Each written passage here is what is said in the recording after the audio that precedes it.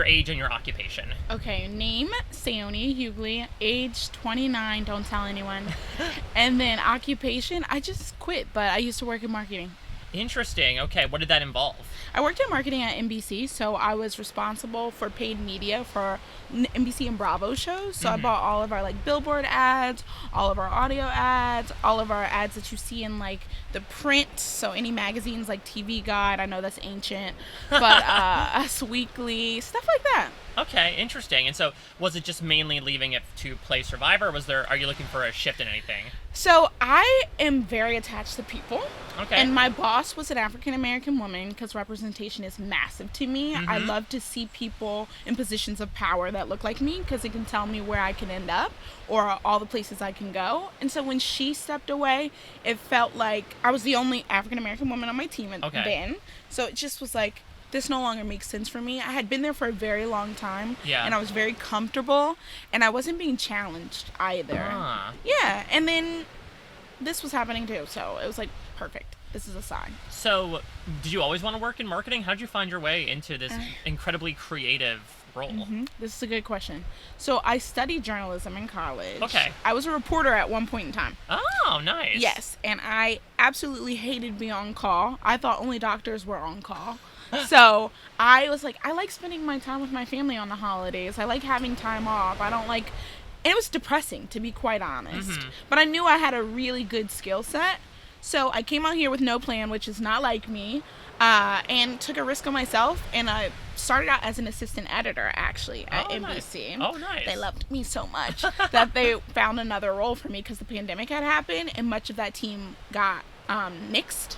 And then they were like, but you still have such good qualities. Like, we'd love to put you here. And then I ended up where I was at. All right. Well, and kicked ass. Yeah. Let's talk about you kicking ass in hopefully a brand new way here out on the island. So you said that, yeah, Survivor happened to come at a time where you were able to make this big transition. But what garnered the transition in the first place? Why Survivor for you? I'm really in for the title. I like exclusivity. Listen, $1 million is nice, but... I like exclusivity, and I like being, like, one of a kind. It's a small, small winner circle, and that's where I like to belong. Like, and I also want girls who look like me, who come from the same background, to see, like, all the places you can go. I'm from Philadelphia. That is quite literally concrete jungle out into what I consider a real jungle. It's, like... It's really inspiring. And I know girls back home are going to be like, if she can do that, I can definitely do that. So what's your history with watching the show? Have you always been watching it, or are you a recent convert? This is a good question. I've always watched it sporadically. Okay. But when my grandma had passed away in college, I needed to fill my time even more. So I actually ended up watching it more intensely, starting all the way from the beginning. I'm really good about, like, knowing what certain people do. I'm not fantastic about names. That's okay. Unless you're actually really inspiring to me. Like Drea, I will always remember her. Marianne, always going to remember her. It's sort of like, you know, there's a difference between, like, there's a first name basis and a first and last name basis. For you, it's just first name basis and no name basis. Yes, that's exactly it. So that's where my Survivor journey started, watching the show. So on that note, let's talk about maybe some of those first names, or you can describe them and I can fill in the blanks. Give me a winner and a non-winner who you identify with the most. Let me start with winner. The winner I identify most with is Marianne, for sure. I think that she gave me permission to not only be authentically myself, but also be weird. Like, there was times when I was watching her season, I was like, that's cringy, like, very, very cringy. But I'm like, I can now be cringy on the show because she did it. The road she paved for cringiness on Survivor. Cringy. Like, when she was, like, wheeling that machete around, I was literally like, please sit down. And, like, sometimes I was like, stop talking. But then I talk a lot, too, but I refrain because I look at how people are looking at me. Marianne didn't give a shit. She was just going to be her, and look at where it took her. Like, stop playing. People I don't like that one. Yeah. Or people you like who didn't win. But listen, if you have some top tips about winners, I'm going to hear it. So people I like who didn't win. I hate that they're on the same season, but Drea. I feel like she ticked all the boxes. She was very well rounded. She was not only kicked ass at things, she also had, like, all of the advantage anybody could ever want. She had, like, 4 at once. Literally had a pocketbook. Like, I've never heard of a pocketbook on the show. She stood for something which was really important. She talked about lots of people who come to the show talk about how, like, you bring your own lived experiences into the game. She was someone who was taking actual lived experiences and talking about it on the game. And not in a way that made you feel guilty. It was like, I'm going to address this issue because it's an issue, but also we're going to move on because I don't want you to be able to say, oh, I just use this for gameplay. No, like, this is real life. Like, we need to discuss it. That humanized moment was like, all right, I'm going to go in here and I'm going to kick ass. Yeah, absolutely. What's your favorite moment in Survivor history? Was it that double idol play, or are you thinking of something else? What's my favorite moment?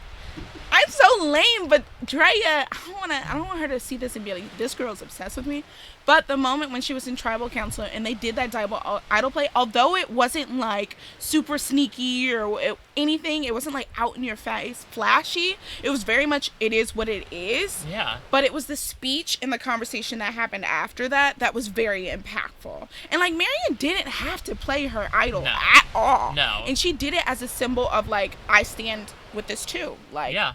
That I can appreciate that. No, I think it was a really impactful moment for everyone involved, obviously, because then you have like the Jonathan side of things, right? Who's like, I did not realize that this was a thing, and like that speaks power as well. And there's this idea of what's great about the new era, and I think the social politics involved is that I do think it gives people more permission to be more open about that, whereas opposed to maybe seasons prior. It was something that had to be hidden more. And I'm so glad you said the Jonathan piece, because when he outright was like, I'm not racist, like, that's not what I'm saying. There's so many people who was watching the show that had that same thought, that he actually brought. It's like, you're being real. All of you guys are being real. You're putting the game aside for a second and just having a real-ass conversation. Yeah. Yeah, I liked that. Yeah, it just speaks to, I think, the reality of this as well. That, like, yes, you are in this fun, mythical environment where you're trying to compete for $1 million and cutthroats along the way, but they're also, like, living, breathing people that will hopefully have things to take away from this in a positive direction. And I think that worked in so many different ways in that moment. 100%. So let's talk about your life here. What's one life experience you feel has prepared you most for what you're about to jump into? I feel like, I hate to say this because it's so lame. Is it Drea? Stop. Oh, okay. Everything. Like, as a black woman in America, resilience is pretty much my middle name. And I think that I'm going to surprise some people, because I'm from the city. They're going to be like, well, what is the city girl doing out in the jungle? Like, she doesn't know what she's doing. And admittedly, I'm actually not Dora the Explorer, and I do not make fire, and I am not married to Tarzan. I'm very aware of those things, but my strengths is like, I can put up with anything. Like, this is not the hardest thing I've ever done. It will push me to my limits, of course, but I'm sure I've faced harder. So on that note, when it comes to prep for this, once you find out you're going, what was that process like? Well, lucky for me, I didn't have work, so I was swimming every single day. Wow. Yes, literally. And then I was on my patio making fire. I actually had the fire department called on me once, but it was fine. It was totally fine. I was like, I didn't actually start a fire. It was just me actually trying to make a fire. What was the story for the fire department? Somebody was like, it smells really smoky, but they didn't see flames. Yeah. And, okay, sure, whatever. Don't call me out on it. I was trying to make a fire. I also went and tried a bunch of different brain puzzles because I can do regular puzzles, but things like Sudoku are important. Brain health. What other things did I do? I did so much. I also did hikes, but with a weighted vest, because I live in California, so that's really easy for me to do. I worked out twice a day. I normally only do once a day. I'm just really trying to prepare myself mentally, physically, and emotionally. I do wish I did more emotional things. Talk to me about that. Like, what examples would that be? That would be like therapy. Like, I think that's important, and it's not something that, in the black community specifically, therapy is kind of like taboo. Like, I don't need that. Like, we don't need that. You're fine. Like, just walk it off, pretty much. But I wish I had discussions surrounding my grandma to help me grieve. I'm going to grieve her in a different way on this show. Yeah. But I think if I had more conversations about what had happened to me, and not bringing all that baggage into the show, that would have been helpful. Some therapy or a mindfulness retreat. I'm being honest with myself. I feel like sometimes I can get really busybody. Yeah. And learning how to be still in the moments that you should be still is important, especially in a game like this where you need to find those pockets or those moments where you need to ground yourself. I'm going to struggle with grounding myself, I can feel. Well, I'm so sorry to hear about your grandmother. I mean, I certainly have had people come out here and find moments to, like, have that release moment. So, yes, there might be that mindfulness aspect that you wish you capitalized on, but, like, there is also a weird, different mindfulness retreat aspect to this as well. I mean, you see so many times how much people are transformed and are able to reconcile a lot of thoughts out here. You've got nothing but time. Yep. But I'm also very aware that this is not a therapy retreat. You know what I mean? So there's a time and a place. And it's a vulnerability for me. I got to decide how vulnerable I'm willing to be with these people, you know? Or if I could find my person on this show. I could quite literally find my number one who's actually my number one, and I'm not going to pull a Maria on my chart. Like, that was too much for me. I will never let that go. I was literally in my kitchen like, no, she did not just do that. Like, when Jeff asked that question, I was like, no, she did not raise her hand. There's no way she did that. All right, so give me your biggest superpower and your biggest piece of kryptonite from your life, from your personality, that you think you're going to bring into the game. I can start with kryptonite. Please. Because I'm very well aware of, like, my weaknesses. It's definitely emotion. I can be very reactive. And sometimes emotion is good. Yeah. I'm not saying that. But there's a time and a place when you need to, even though somebody might, like, what's it called? Like, do something terrible to me, I can't necessarily vote them off the next vote. I might need to use them for however long. But also showing my expressions, I need to be well aware of how I'm coming off, you know? I might not be able to say what's on my mind in that moment, but that's me in my everyday life. I literally say everything that's on my, like, whatever's here is going to come out of here. Yeah. My biggest strength, what's the other Your question? Superpower. Could be strength if you want. Superpower.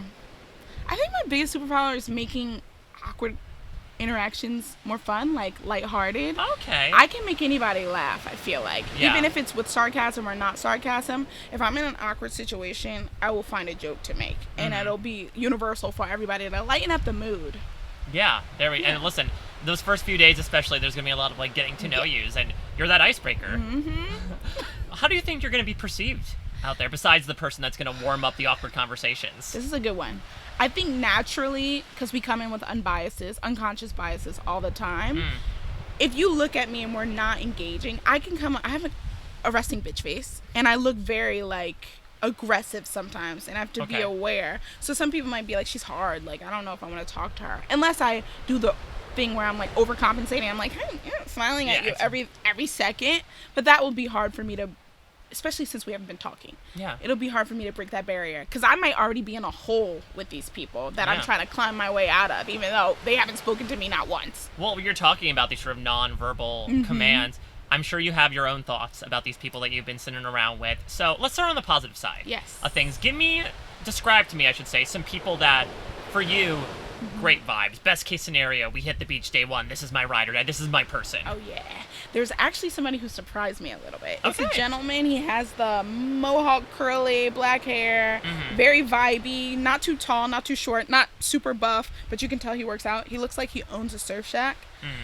I like him because I feel like he does multiple different things.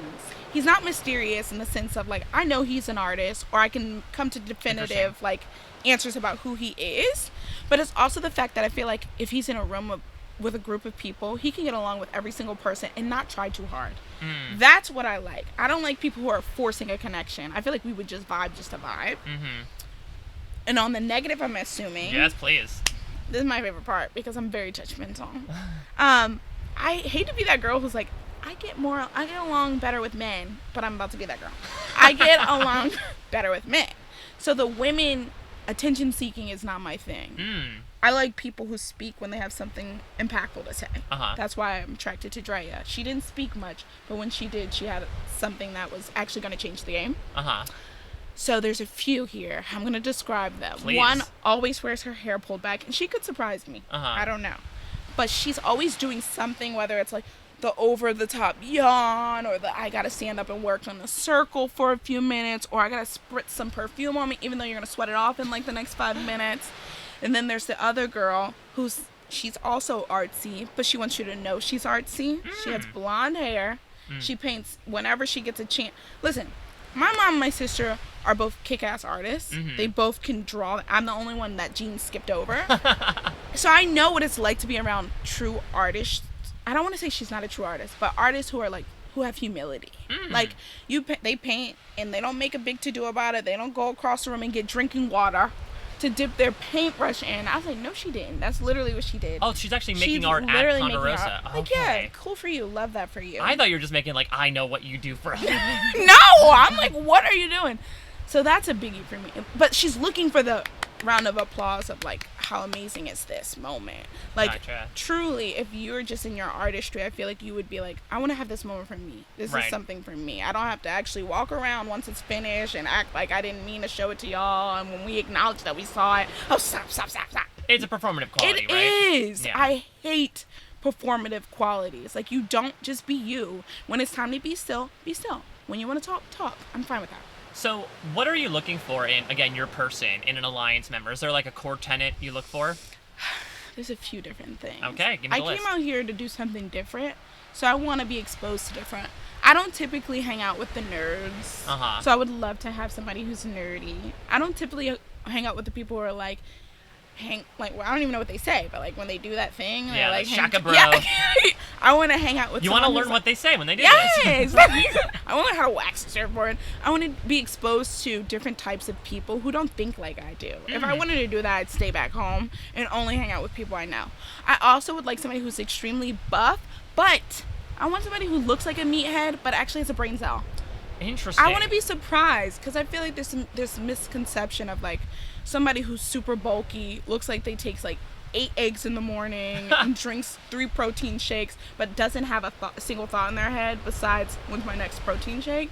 And I think I'll find someone like that. Those are some qualities. I want somebody to surprise me, like I'm gonna surprise them. Well, something else that might be in your inventory besides allies would be idols, advantages, journeys. Obviously, such a big part of the new era. How much are you going to incorporate that in your game? Well, you know who I love. Dre and Marianne. I was gonna say. So I need to build my Survivor fanny pack. Okay? I need to have all of the things, get all of the idols, all of the advantages, all of the moments with all of the people, and have all of these people in my back pocket. I want it all. I want to be Survivor rich, which sounds so. And even I'm getting high just talking about it, actually. But that is what excites me. Mm-hmm. But I don't want people to know about it. I'm not very showy. Yeah. I'm gonna keep it to myself. I read something that you wrote in your bio about getting hit while walking across the street. Yes. Well, in college, you gotta tell me this story. You talk about resilience. Like, I didn't realize it was that literal. Sometimes I forget what I put in there. But it's every college kid's dream. Literally, orientation. We had an orientation about, like, because I was in the city, being aware of public transit. It had to be junior or senior year, and I was crossing the street, listening to my iPod, very aware, and a public transit bus had hit me. And I was so, like, I guess it was adrenaline that I didn't really realize that I had just popped right back up, and I was about to walk off. But he was like, no, and called the ambulance and everything. Got a nice payout from it. But I was like, look at me. Got to take off an extra week for finals. Like, I didn't have to do it right away. I actually I bought my first car with the money. Like, everything. That feels ironic. I know. Like, it just feels it's a little odd to do. I was like, public transit got me my first car. Yeah, so that was exciting. Watching back, I'm sure the last couple seasons, especially knowing you were going to be on, you probably had an eye on 45, 46, looking for some takeaways to bring into your own game. What would some of those takeaways be? Playing the middleman when it's important. I think Charlie did a fantastic job at that. Uh-huh. Like, he knew that he was locked in with Maria, but that moment when they talked about, like, me and Charlie, I think Maria's the one who said it, though. Me and Charlie made this pact that we wouldn't take one another on rewards. Rewards, yes. And I never thought about that. My thing going into the game originally, I was like, you gotta reaffirm your number one, that we're still locked in, and take them to the reward when you go. So being a middleman, but also standing firm in my alliance and not being paranoid. Like, I think they did a fantastic job of that. And I'm a control freak, so that's gonna be really hard for me. Like, if my number one goes on a reward and doesn't take me, it's gonna take me a second to be like, wait, we had a pact. Just remind yourself. Yeah. But that's something I can implement into my game, I think. What is your hottest Survivor take? What's your most controversial opinion about a player or a season or the show in general? Hottest take, most control. Malcolm was a little overrated. Okay, interesting. I hate that I said that because he was good at challenges. Yeah. But I think, what else did you bring to the table? I can't think of a single thing that Malcolm said that I was like, that was really insightful. You're not a fan of the Three Amigos idol play? No. I think he was actually pretty basic. Aside from the fact that he was hot and he was fit, I just cannot remember a single thing he did. I'm going to throw an odd scenario out by you. If you could bring a celebrity or a fictional character out for a loved one's visit, to visit you on the island as a loved one, who would it be and why? Gabrielle Union. Because I think she's just as resilient. She's always in the tabloids because of her relationship. And she was cheated on and all those things. And she could have done the thing that most people do, is get a divorce. But strong women inspire me. And I think there's more to the story. And I would just love for her, in my lowest moment, to come out here and be like, go kick butt, or like, this is what you have to do. I feel like she'd be really insightful. And that's the former journalist in you too. It's like, I want to get some answers from her. That is the... I need to get to the bottom of what happened. God, she was so right. That's going to show up in the game too. I'm going to be a little too nosy for my own... Nosy, sorry. For my own nosy good. to make newsy. Yeah. I really am. I'm going to be in everybody's business, but I'm going to have to learn how when it's appropriate. Yeah. Is that even a word in Survivor, when it's appropriate? I mean, that's the thing, is that, you know, it's a 26-day game, especially, like, the appropriate window. But like you said, you're great at making awkward situations into something that's pleasant, and as Survivor's full of awkward situations. If somebody walks up on me and my number one talking about getting them out, I'm not going to freeze up. Like, that's the worst thing you could do, is be like, oh, what are you talking about? Oh, nothing. I'm be like, oh, we're just talking about the Eagles. Like, we have no idea how they're doing in the game. Yeah, I mean, you're doing what Tiffany and Q were doing with Kenzie, right? Like, what are y'all talking about? That was so... I literally brought up that moment. I thought it was so funny. Q, I'm obsessed with him, actually, because he's so chaotic. I would hate to play with him, but I do love to watch him. Absolutely. Yeah. Last thing I want to ask is that Survivor 50, of course, on the horizon. We know it's returnees. How are you going to make your mark on 48 so that we're going to be talking a year out from now back in Fiji? I think people are going to be surprised that, like, everything that I can do and everything that I was willing to do and the risk that I'm out here to... that I'm willing to take. I just glitched in real time. Did you see that? Yeah, a little bit. The malfunction of the Matrix going on right now. They're going to see me malfunction. But that is exciting to people. I think if you see people who play hard, like, I'm going to play like this is my first and last time. Not with the impression of I'm going to make it to 50, but this is my last chance to play Survivor. Yeah. If I go in with that mentality, I think I'll take bigger swings. Not me using a marketing term. I hate that for myself.